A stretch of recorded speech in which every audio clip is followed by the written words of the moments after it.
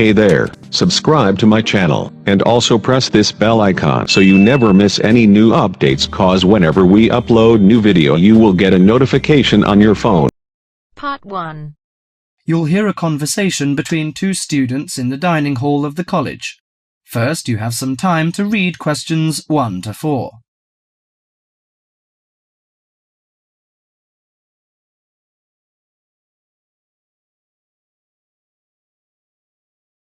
Now listen carefully to the conversation and answer questions 1 to 4.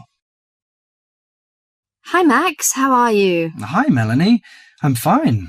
In fact, I'm preparing the coming holidays and I want to have a car tour with my friends. That sounds lovely. How is your preparation? Well, I haven't begun yet because I'm not quite sure how to rent a car and what the expense is like and something like this. Ha, you've run into the right person. I did the same last holiday and I can recommend it to you. I went to Avis Rent-A-Car Company, which is at 14A Dover Road, Oxford. Let me write it down. Is it D-O-V-E-R? Yes, and the telephone number is 634-0963.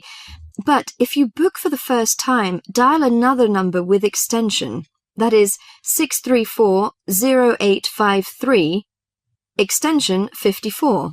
Okay, thank you very much. I'll have a try.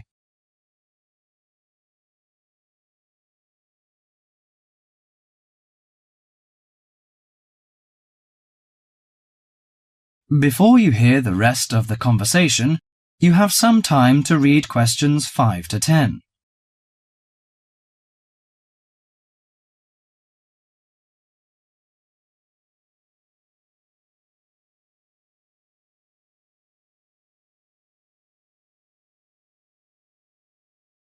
Now listen to the conversation between Max and the assistant and answer questions 5 to 10. Good morning, Avis Rent-A-Car Company. How can I help you?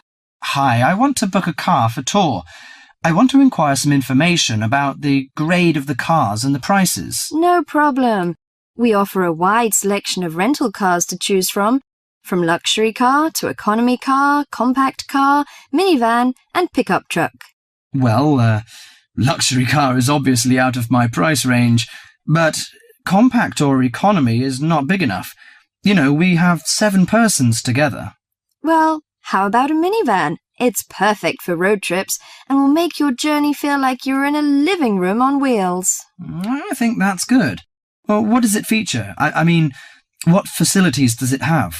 Unlike most minivans with manual transmission, the rental minivan cars have feature automatic transmission, air conditioning, and AM/FM stereo. If you drive a long, smooth way, you can use the cruise control, which will save you a lot of energy. Good. How much is the price? If you rent an intermediate one, it will cost you £55 each day. If it is standard, the cost is £45 per day. I think the standard is enough. Oh, we have a special 50% discount for weekends, from Friday to Sunday. But that doesn't apply to tax, recovery fees, and optional services. Well, what are the optional services? Well, they usually include some extra facilities, like first aid kit or something like that. I know. We plan to start off on Friday, so we have to prepare 1 day in advance. I want to book from 30th of April, which is Thursday, and it will end next Monday. Okay. Could you leave your name and the driving license number? My name is Max, and the license number is M9021. Okay, you can pick up the car on Thursday noon. Besides, we offer some optional services like street maps, flashlight, and sunsheet. What would you like to have? Flashlight is not necessary, I think, but street maps are useful, especially when we drive in a strange place. As for the sunsheet, I'd like to give that a miss. We don't want to spend too much extra money. Okay, Mr. Max, thank you for calling.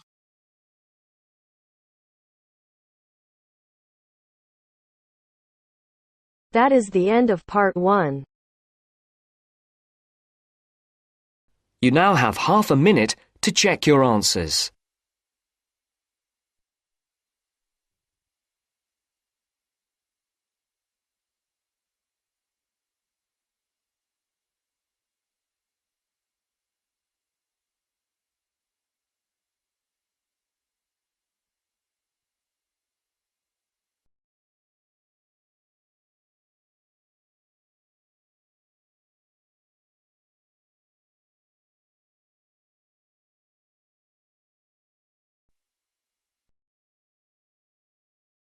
Now turns to part 2. Part 2. First, you have some time to look at questions 11 to 16.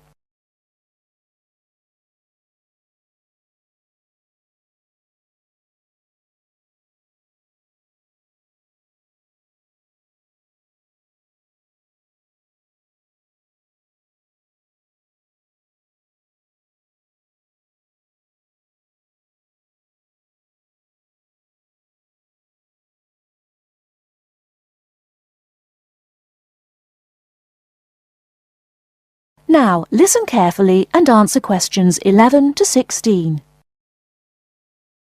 Hello, Sue. Fancy meeting you here. It is Sue Johnson, isn't it? Oh, hi, Jill. Must be ages since we've seen each other. What a surprise. How are you?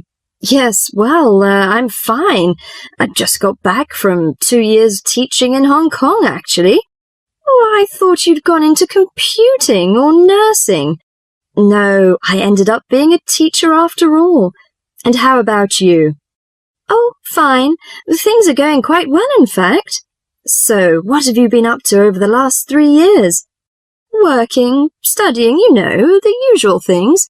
Oh, and I got married last year. Congratulations. Anyone I know? Yeah, you might remember him from our college days. Do you remember Jerry? Jerry Fox? Jerry?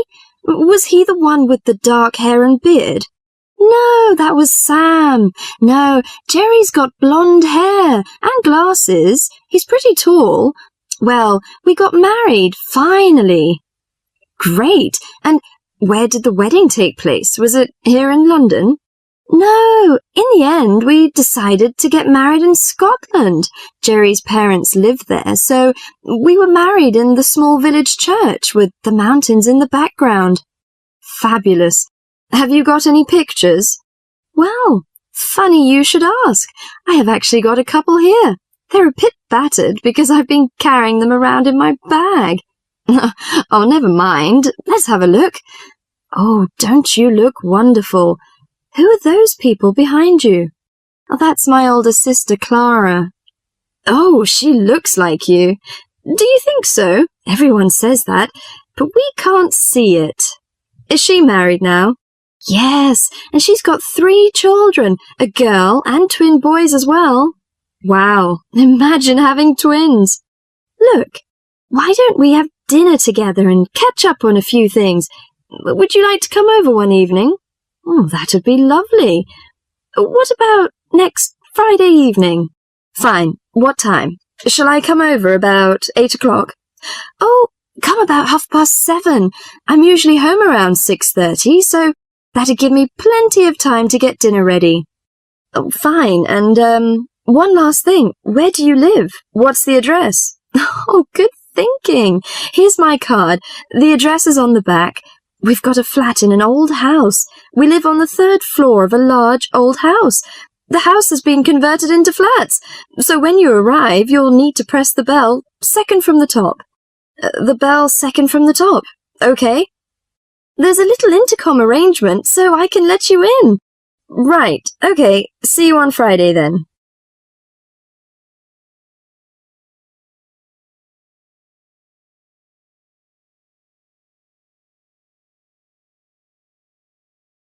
Before you hear the rest of the talk, you have some time to look at questions 17 to 20.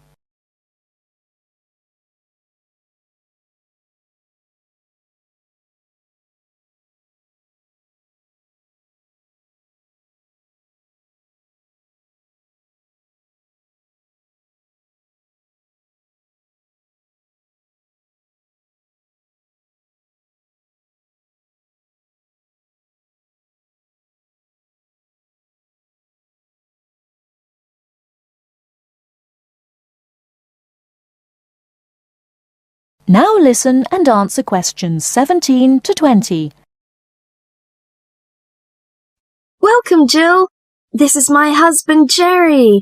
Jerry, this is Jill. Hi, Jill. Nice to meet you. Hi, Jerry. Well, let's come in and take a seat. Sue told me that you've just returned from Hong Kong. Was it a pleasant trip? What kind of city is it?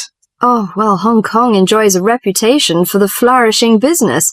It has a population of around 6.6 million. Much larger than that of Sydney, right? Sydney has a population of 4 million, I think. Yes, did you enjoy staying there? Well, being a metropolis has advantages. You get the latest films and music. There's always something going on, and there's such a wide variety of different people and cultures that it's difficult to get bored. Of course, all this has its downside. The cost of living is very expensive, and most people cannot afford to go out very often. So although the entertainment is available, you have to have a lot of money to enjoy it. Another problem is, like most big cities, there's a lot of crime. What about the weather? I suppose that it gets a lot of rain. Not always. In summer it's humid, but it's cool and dry in winter. The average temperature in June and July is about 91 degrees Fahrenheit. Hotter than here. The best seasons are spring and autumn. They are mild and agreeable. Is there anything you particularly miss of staying there? Yes, the tasty local food is to my liking, especially the seafood. Hong Kong also enjoys the fame of a paradise for shopping, but I'm not very keen on that, you know. I suppose it must be your favourite. Most shopping malls in Hong Kong have longer opening hours than those in Sydney. Some are even open the whole night during the Christmas holidays. Oh, it sounds lovely. I hope I have a chance to travel there. And I can be your tour guide. Yes, that's great.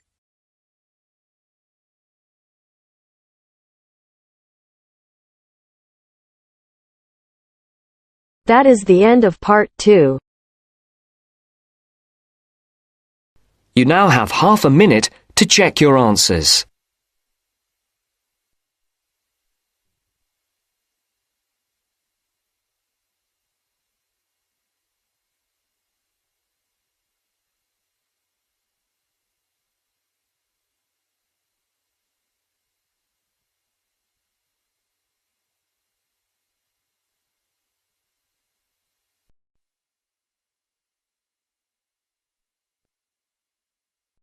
Now turns to part 3.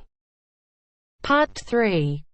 You will hear a discussion between 3 students, David, Joseph, and Carrie. In the first part of the discussion, they will be talking about lounges in different school buildings on campus. First look at questions 21 to 24.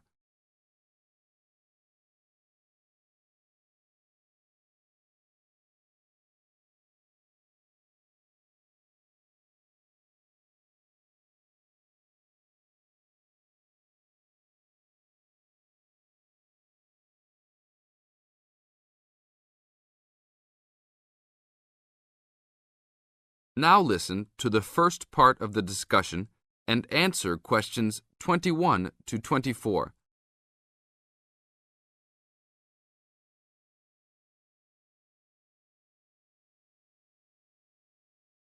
Hey, Joseph. Long time no see. How's it going? Oh, hey, David. It's going fine. I'm a little overwhelmed with all these new courses, but I'm hanging in there. Have you met my girlfriend, Carrie? No. Hi, Carrie. Hi, David. Joseph told me about you. You two had quite the time last semester in European history, I hear. Yeah, we like to hang out after class. Now it's a little harder, though. Lounges aren't as good as they were back there in Wilson Hall. Yeah, they had chairs, couches, and tables to put your stuff on. And that lounge was full. There must have been 25 seats in there. Really? The lounge in Jones Hall, where I have my communications course, only has about 10 chairs. It's awful. We all just stand around or leave. I wish we could hang out more. Well, Agriculture Hall is next door. Their lounge is on the first floor, and it has couches. I think there are about 6 of them, and they're comfortable and hardly used at all. That's not a good idea. Thanks. But don't go to lounge at Skidmore Hall. I don't even know why they call it a lounge. It's just 4 chairs in the corner of the main walkway. In the second part of the discussion, David, Joseph, and Carrie continue talking about conducting a survey. Before you hear the rest of the talk, you have some time to look at questions 25 to 30.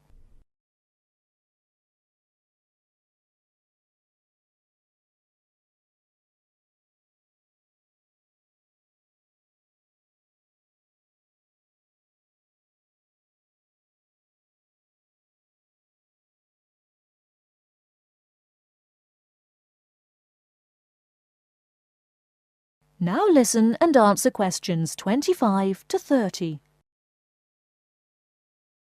Guys, we should really do something about those lounges. I mean, couldn't we gather signatures and try to get the university to improve some of the facilities? Yeah, that's a great idea. But we can't just say something random like, oh, you need to make the buildings nicer. We should come up with some kind of ranking system and have students rank buildings, how beautiful they are, how nice they are, etc. Well, if we were ranking on a scale of 1 to 3, you all know that I would rank Skidmore Hall a 1. Like I just said, that place is awful. No facilities. The bathrooms are way down in the basement. You're right. But they do have a nice balcony on the 3rd floor. That might increase its value. But you shouldn't rank the architecture. You should rank how nice the building is for students to hang out in. Oh, okay, then I agree with you. So should we do this? I think it's a great idea. But let's try it ourselves on a couple buildings so that we can work out any bugs in it. I think Wilson Hall is the best. Sure, but we've already begun. We will give a building 1 point if it has poor facilities, not enough chairs and no vending machines, that kind of thing. And give a building 2 points if it is okay or acceptable. We can rank buildings that we really like as having 3 points. So like Joseph said, I think Wilson Hall is the best. It should have 3 points for sure. And Skidmore has a 1. Now what other buildings should we rank? How about Merris Hall? No, they're not done with that one yet. But it looks like that will be a good place to hang out. How about Agriculture Hall? You said something about that hall a bit earlier. Oh yeah, they have that lounge with couches that no one uses. But that might indicate that people don't hang out there for other reasons. They don't have any drink machines. That's why I never go there. Oh, well, then I think it's an average building. Let's give it the middle ranking. I agree. It could be improved slightly, but it's got a couple of nice features. I like that lounge in that 3rd floor, for example, but the stairs are too short. I always trip when I'm walking up them. This ranking is getting complex. Okay, one building we haven't talked about is Canton Hall. What do you guys think of Canton? Is that next to the law building? Yep. It's got this excellent connecting corridor with chairs and desks to relax and work at. The cafeteria there is great too. I think that place is just as good as Wilson. Well, I've only been there once, and didn't know that was what it was called. It was kind of confusing, and it's kind of far for me to go, but I liked it. So I'll give it the middle ranking. 2 points because it had nice facilities, but a poor and confusing layout. Oh, Joseph, you like Canton Hall? I hate that place. It's so mechanical, cold and impersonal. The furniture is nice, sure, but it's the last place on campus I would go to. I give it a 1. Interesting. Well, let's write this little survey up and start passing it around. I don't have time to type it up. Can you? Sure. I'll do it after my biology class. Should we meet up at Wilson tonight around 8? Sure. No problem. We'll see you then.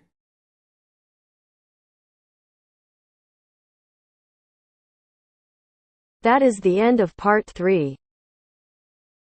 You now have half a minute to check your answers.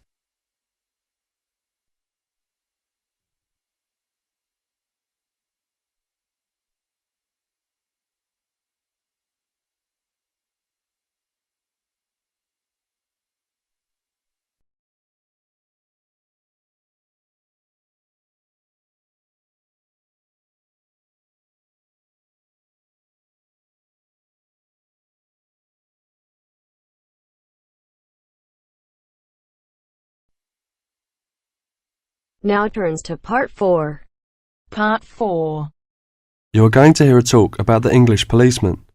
As you listen, complete the notes below. First, you have some time to look at questions 31 to 40.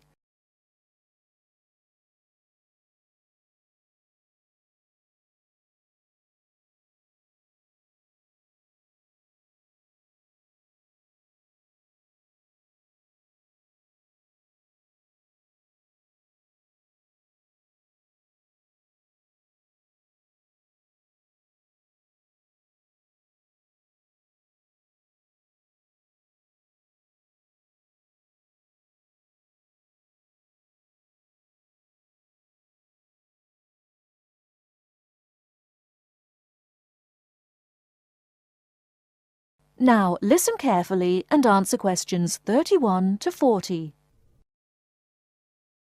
The English policeman has several nicknames, but the most frequently used are copper and bobby.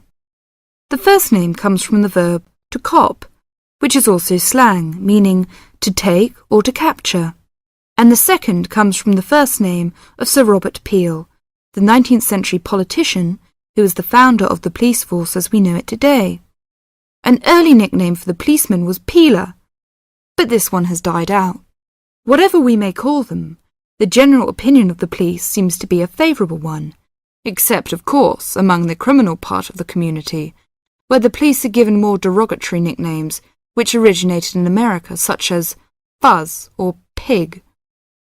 Visitors to England seem nearly always to be very impressed by the English police. It has, in fact, become a standing joke that the visitor to Britain, when asked for his views of the country, will always say, at some point or other, "I think your policemen are wonderful." Well, the British bobby may not always be wonderful, but he is usually a very friendly and helpful sort of character. A music hall song of some years ago was called, "If you want to know the time, ask a policeman." Nowadays, most people own watches, but they still seem to find plenty of other questions to ask the policeman. In London, the policemen spend so much of their time directing visitors about the city that one wonders how they ever find time to do anything else. Two things are immediately noticeable to the stranger when he sees an English policeman for the first time. The first is that he does not carry a pistol, and the second is that he wears a very distinctive type of headgear, the policeman's helmet. His helmet, together with his height, enables an English policeman to be seen from a considerable distance, a fact that is not without its usefulness. From time to time it is suggested that the policeman should be given a pistol and that his helmet should be taken from him. But both these suggestions are resisted by the majority of the public and the police themselves. However, the police have not resisted all changes. Radios, police cars, and even helicopters give them greater mobility now. The policeman's lot is not an enviable one, even in a country which prides itself on being reasonably law-abiding. But, on the whole, the English policeman fulfills his often thankless task with courtesy and good humour, and with an understanding of the fundamental fact that the police are the country's servants, and not its masters. That is the end of Part 4. You now have half a minute to check your answers.